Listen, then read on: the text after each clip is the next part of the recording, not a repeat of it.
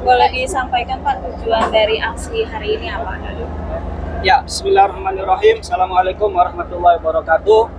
Selamat siang, salam sejahtera buat kita semua, rekan-rekan wartawan dan seluruh peserta aksi hari ini. Kami hari ini berkumpul bersama dalam rangka untuk memperjuangkan upah minimum sektoral provinsi, upah minimum sektoral kabupaten kota, juga upah minimum provinsi dan upah minimum kabupaten kota.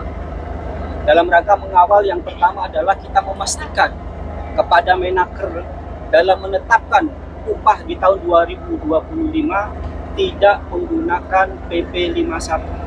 Itu yang pertama.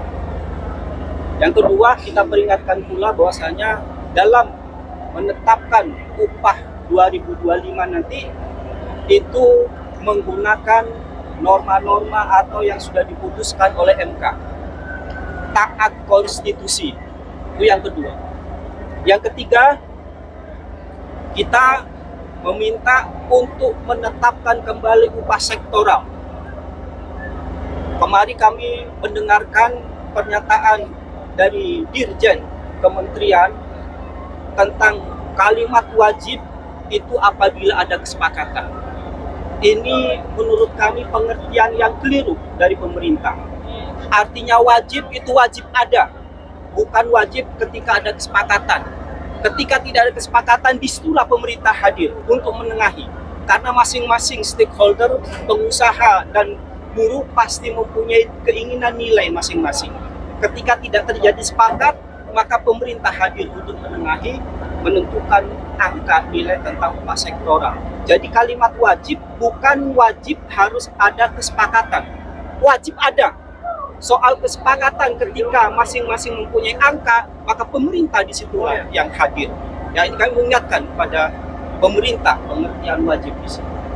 Dan tentang indeks tertentu, kami mengingat pula sudah tidak ada batas atas dan batas bawah. Bagaimana amar putusan daripada MK, ya ini kembali kepada KHL. Karena waktunya mepet, oke, KHL kita pakai dari data-data BPS.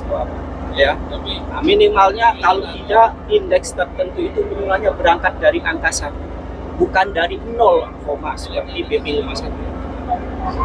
Mungkin itu dalam kesempatan aksi kita hari ini memastikan kembali mengawal pada pemerintah dan jangan terburu-buru menetapkan walaupun tidak sesuai dengan waktunya, karena kita lihat kesiapan pemerintah untuk menetapkan ini. Jangan buru-buru pada akhirnya nanti membuat keadaan negeri ini gaduh.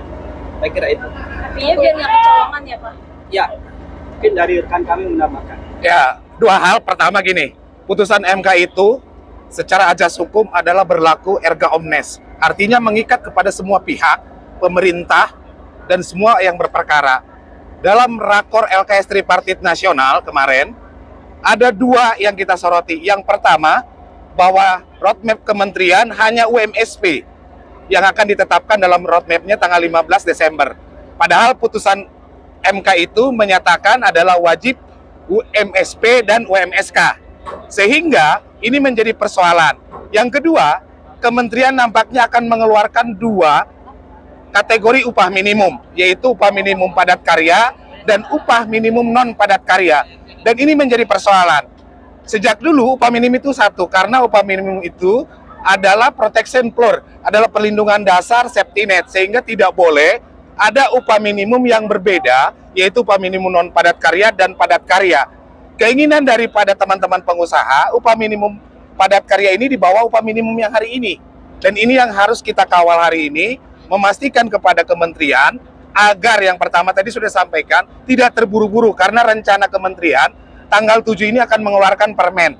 Kita minta jangan terburu-buru mengeluarkan yang permennya itu bertentangan dengan putusan MK yang pertama, yang kedua itu merugikan buruh karena pemerintah menafsirkan tidak sesuai dengan putusan MK.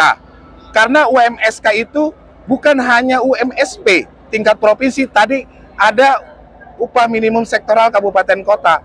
Roadmap yang disampaikan oleh kementerian hari Senin dalam rakor LKS Tripartit Nasional dan provinsi se-Indonesia, kita melihat di situ hanya UMSP yang akan mereka tetapkan, itu pun kalau ada kesepakatan. Nah, kita tidak menginginkan itu. UMSP wajib, UMSK wajib. Usulannya adalah rekomendasi Dewan Pengupahan Kabupaten Kota dan Provinsi. Tidak perlu ada kesepakatan di internal perusahaan, karena ini berbicara upah minimum, bukan upah di atas upah minimum. Ini harus dimaknai sesuai dengan putusan MK. Yang kedua, mengenai indeks tertentu, ini tidak boleh kementerian menetapkan sendiri. Karena di sana adalah indeks tertentu itu dimaknai oleh MK, kontribusi tenaga kerja terhadap pertumbuhan ekonomi provinsi maupun kabupaten kota. Artinya, BPS kabupaten kota itu harus merundingkan dengan Dewan Pengupahan Kabupaten Kota dan Dewan Pengupahan Provinsi. Nah, aksi hari ini, KSPSI dan SPMI adalah untuk memastikan agar permen atau peraturan menteri ataupun apa yang akan keluar nanti ini tidak keluar dari putusan MK, karena MK sudah menyatakan bahwa tentang pengupahan itu inkonstitusional, maka PP 51 secara hukum sudah tidak bisa lagi dipergunakan sebagai aturan dasar untuk penetapan upah minimum tahun 2025. Saya kira demikian tambahannya. Harinya ada berapa peserta yang mengikuti aksi? Hari ini hanya perwakilan, karena kemarin ada teman-teman SPN, kemudian hari ini ada dari perwakilan KSPSI dari Jabar, DKI, dan Banten, dan SPMI pun dari Jabar, DKI, dan Banten, dan ini akan berlanjut sampai dengan dipastikan peraturan pelaksanaan daripada putusan MK tersebut terbit, gitu. Akan terus berlanjut. Hari ini kita sekitar 2.000 sampai 3.000 orang. Besok berarti akan ada lagi? Kemungkinan besar akan ada dari teman-teman serikat pekerja lain bergelombang sampai dengan permen itu terbit sesuai dengan putusan MK dan yang sesuai dengan tuntutan teman-teman buruh. Pak, tadi kan disampaikan mendorong Menaker agar tidak terburu-buru mengeluarkan aturannya gitu ya Pak. Nah, tapi kalau berdasarkan yang disampaikan Menaker kemarin, kemungkinan dia akan meminta gubernur menunda pengumuman di tanggal 21 November. Itu apakah tidak akan menjadi masalah bagi pihak buruh? Tanggal 2023 Permen 18 kan yang namanya UMP itu tanggal 7. Kemudian UMK tanggal 15. Pernah terjadi. Yang penting tidak diterbitkan Januari 2025. Kalau masih Desember masih sah secara hukum. Berarti dari pihak buruh masih akan terus menunggu saja kabar baiknya dari Menaker. Betul. Pak, minta tanggapan Pak mengenai baru banget kemarin Pak Menko Budi Gunawan itu meminta Pemda untuk mempertimbangkan kenaikan UMP karena beliau tuh menilai bisa mengganggu perekonomian Indonesia. Menurut Bapak bagaimana Pak? Ya, teman-teman sekalian, tidak ada korelasinya upah yang tinggi menyebabkan perusahaan tutup. Fakta membuktikan Jawa Tengah perusahaannya semua tutup, Stritek itu tutup. Jawa Tengah itu upah terendah se-Indonesia Raya. Jawa Tengah itu bahkan upah terendah sedunia. Tapi kenapa mereka tutup? Bukan karena upah tinggi, tetapi pemerintah tidak hadir melindungi dunia usaha di Indonesia. Itu yang terjadi. Kalau karena upah tinggi, mungkin Bekasi yang akan tutup duluan perusahaan, bukan Jawa Tengah. Ya. Itu fakta. Berarti nggak ada pengaruhnya sama sekali apa? Tidak ada korelasinya. Perusahaan tutup karena upah tinggi, nggak ada. Justru dengan upah tinggi ini menaikkan daripada daya beli masyarakat. Menaker yang terdahulu Bu Ida Fauzia menyampaikan persoalan pengupahan di Indonesia itu ada 3 faktor. Yang pertama, bagaimana upah itu bisa mempresentasikan daripada memenuhi kebutuhan hidup layak. Yang kedua, upah itu bisa menaikkan daya beli. Dan yang ketiga, bagaimana pengupahan ini bisa mengurangi disparitas upah. Upah yang sangat perbedaan upah yang sangat tinggi dalam satu provinsi. Nah, PP 51 yang kemarin dikeluarkan itu sebenarnya dalam rangka untuk mengatasi 3 upah ini. Ternyata tidak bisa menjawab. Dan itu diputuskan oleh MK juga bertentangan dengan Undang UUD 1940. Sekali lagi, upah tinggi tidak ada korelasinya dengan perusahaan itu.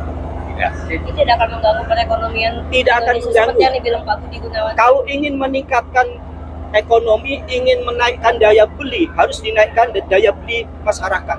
Upah buruh harus tinggi. Baru nanti daya beli naik, ekonomi akan, konsumsi itu akan naik.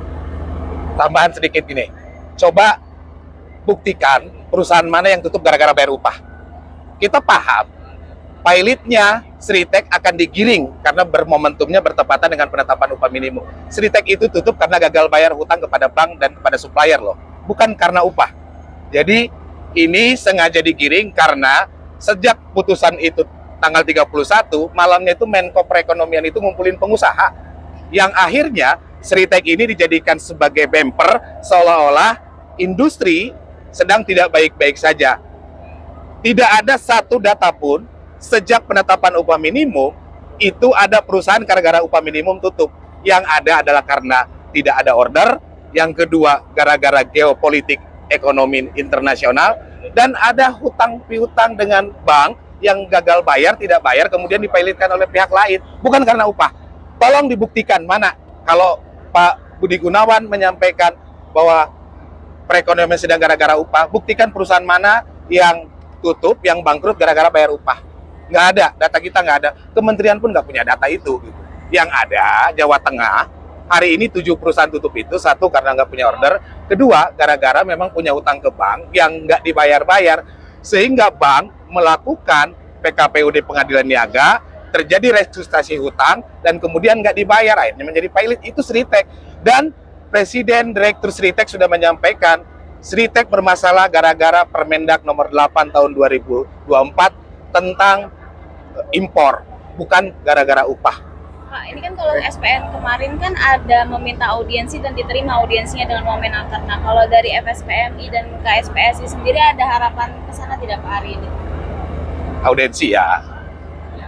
Kalau kita hari ini kita diterima untuk audiensi, kita akan sampaikan, ya, karena harus selalu diingatkan.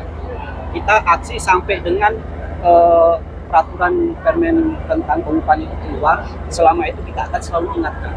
Walaupun kita tiap hari bertemu, untuk mengingatkan terus supaya pemerintah ini hati-hati.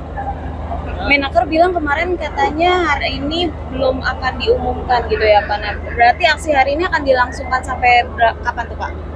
Ya, sampai sore. Sampai sore.